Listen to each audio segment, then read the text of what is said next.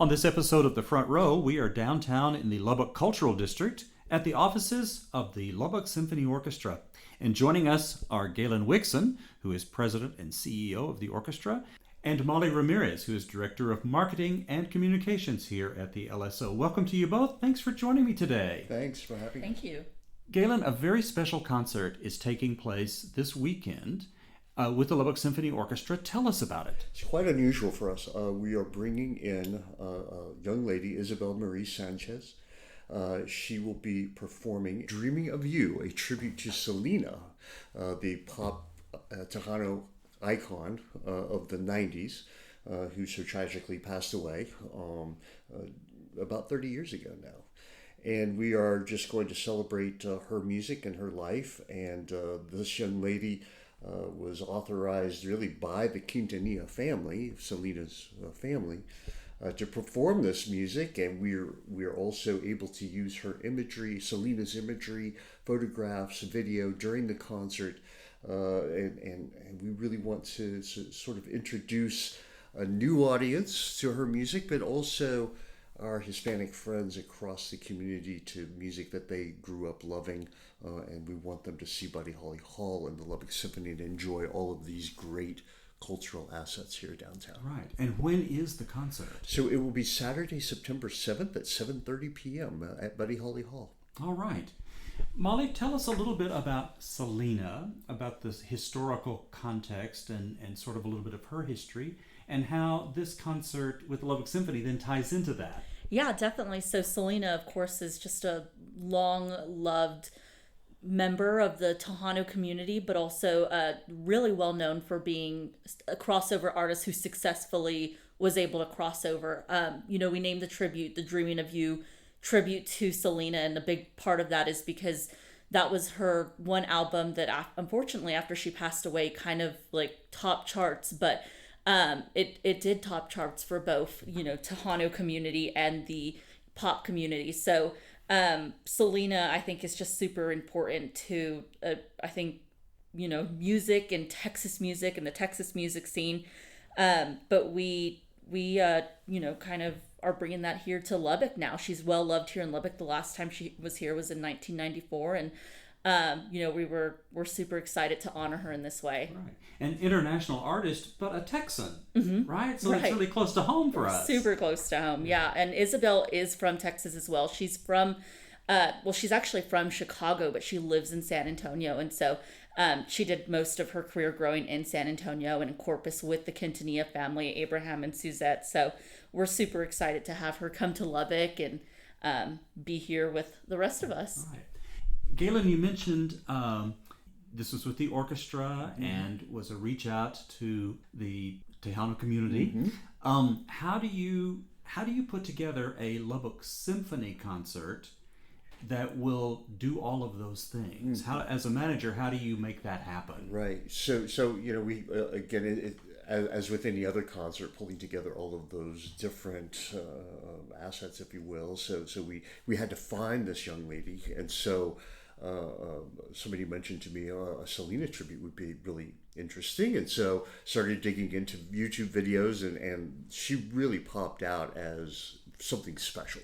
Isabel just has the right sound, the right look, energy on stage, and so that was very attractive to me. And then also, of course, the orchestra. We have to hire an orchestra that can cover all of the parts. Thankfully, Selena worked with the Houston Symphony a few years back, and they created this program. So they developed charts, the music that the orchestra plays for the Houston Symphony. And so we were able to rent that music from the Houston Symphony, and we've got that here in Lubbock. So what the audience will hear will be those arrangements that were made for Isabel and the Houston Symphony. Right. Because that's a big question. What's the orchestra going to play? How's it going to work? That's Well, so we do have the playlist. I mean, I could say the English ones pretty well. I'm not going to try to insult anybody with my Spanish, but things like I Could Fall in Love, Where Did the Feeling Go? We will have some other surprises during that concert, but so sprinkled in there, we're going to have a couple of orchestral selections. The program, while awesome isn't quite long enough to fill in an entire symphonic program. And so it's a chance for us to show off the orchestra to a new audience, to say, here's some of the music that we play on a regular basis. We would love to have new audience members of the Lubbock Symphony regularly to see our Masterworks concerts and other pops concerts that we do too. So it's all kinds of crossover both directions. That's right. Yeah. That's right. And we really are enthusiastic about that. When we have the chance to do this, we really want to embrace it and make everybody feel invited and welcome to the hall. This is not something that we're doing to sort of appease or check off a box. We really want to invite everybody into the hall and see our orchestra, fabulous orchestra. Right. Galen mentioned a little bit about like other assets. Yeah. So are there projections? Are there other things? Yeah, so we're really going to put on the full show on Saturday. We're going to have lights even before the concert, prior as everyone's walking in at 6:30. We're going to have Mariachi Azteca playing. So that's going to be super fun. They're going to be doing a selection of like English, country songs, but also some of those Selena songs that everybody knows and loves. One thing I also wanted to kind of like touch on too is, he mentioned we have to bring together a full orchestra for this. We even had to bring in some local musicians. So we have Joy Harris, who doesn't typically play with the Lubbock Symphony, playing with us. She's playing, what is that? Like electric guitar? Bass, yeah. Like a bass. And so these songs actually have like some real fun touches to them, like the like that bass. And so we're pulling all the stops for this show. And Joy's just the right person to do that. She's Exactly. great. I know we're so excited to have Joy on stage with the symphony, and she's excited to perform with David because they're super close friends. So we're thrilled. That's great. Excellent. Well, so it'll be a real show. Real show. That's great. Even before with the mariachi ensemble, yeah? Yes, yeah, the mariachi ensemble, Mariachi Azteca. So we're so excited for that. Yeah. Part of the thing with Selena is the mystique with her. Great artist and great performer, but then her life ended before her time. Right. Kind of, and that adds to that whole thing, sort of like Buddy Holly. Yeah. Tell us a little bit about what happened and so people get context. Yeah, so unfortunately, Selena passed away way too young. And I actually read an article recently that interestingly pointed out, like, what would Selena have been today if she was still around? And I think that's a question she kind of like left us on when she was at the top of her career.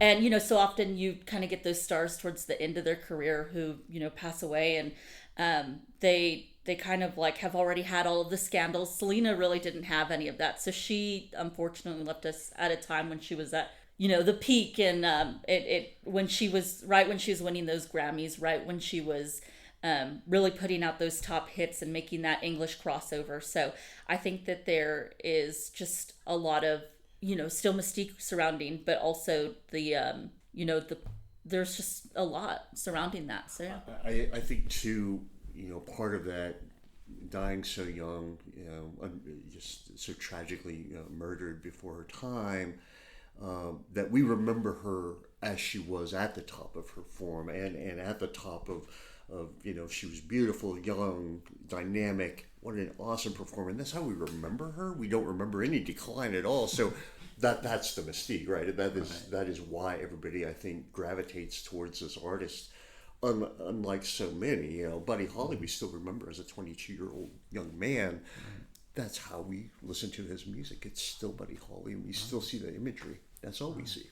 Right. So it's sort of like that, I guess, that we just gravitate to this young lady, such a dynamic performer, and we're just so excited to do this concert in her memory. Right. And such an icon too. You still see women with the red lip and the long hair, and they always say that every community has their like Selena, and it's true. We're expecting to see a ton of those. A ton of those Selena fans come out on Saturday dressed kind of in the Selena garb and her iconic bustiers and all of those. So yeah. Right. Well, it sounds like a great concert, and it does so many things. It'll be a whole new audience for you, and it's really, really great for the orchestra.